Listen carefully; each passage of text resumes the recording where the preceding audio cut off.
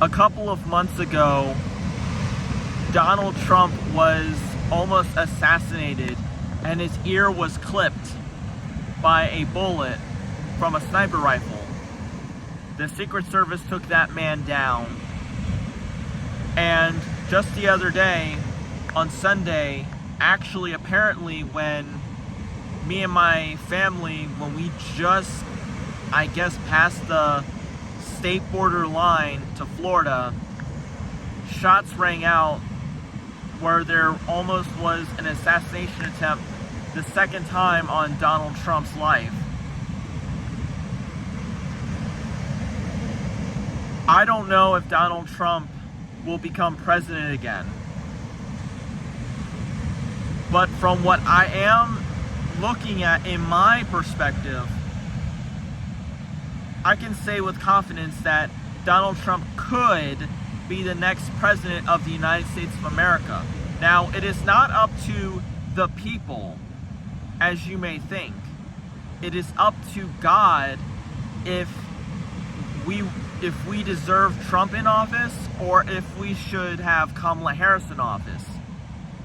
The reason why I say this is because throughout the Bible, God decides who the nation's leaders are.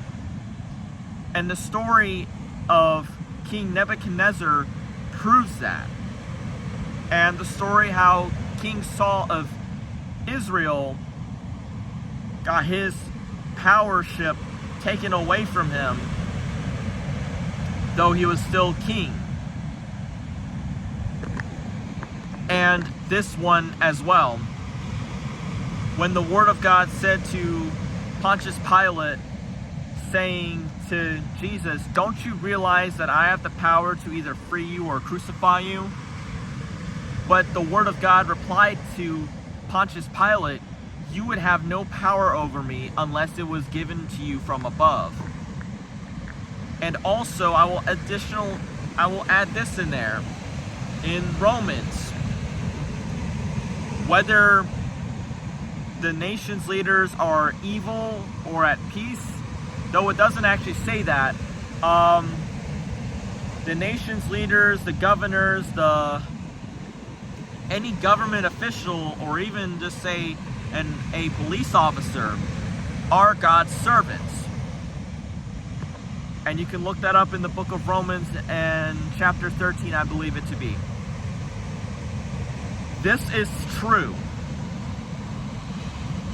You see the nation of Russia invade Ukraine in 2022.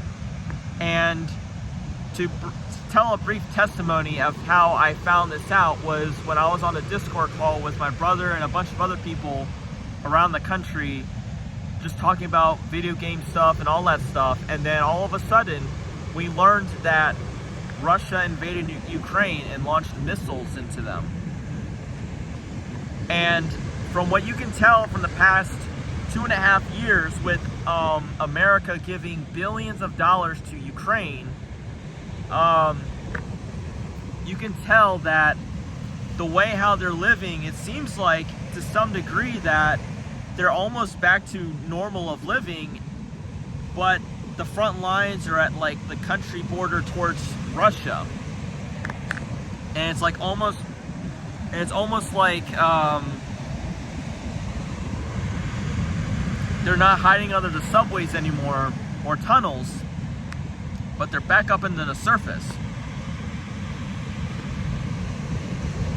But we have been shown again and again that God will strike nations down and will allow nations to be struck down through his wrath, through even countries that don't serve God. And the nation of Babylon is one of them. Israel was in such deep sin, and the prophet Jeremiah professed this many times, but they ignored the word of the Lord through Jeremiah, which was the word of God speaking to them all, and it almost killed Jeremiah, but the Lord still kept using him. So what I profess to any of you is do not worry about who the next president will be. I cannot, and certainly you cannot. But what you must be concerned about is, yes, indeed, praying for Donald Trump and praying for Kamala Harris, but you need to be concerned of who you are serving. Are you serving people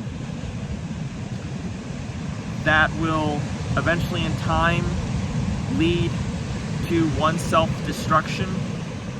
Or are you going to be led by Jesus that will lead you and guide you into all truth and must be your king always? May Jesus Christ bless your day and night, and I hope that whoever is president, that you still serve Jesus Christ either way. May Jesus bless you.